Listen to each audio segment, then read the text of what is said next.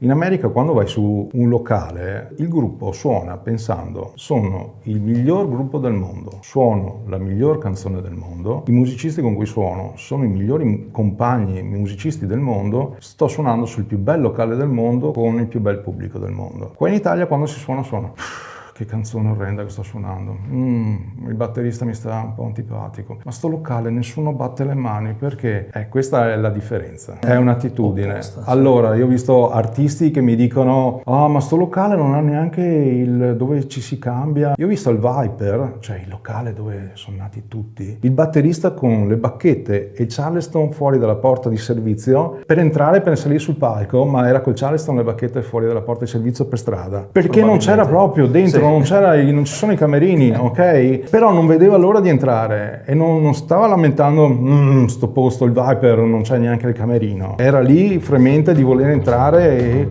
dare tutto quello che poteva, no?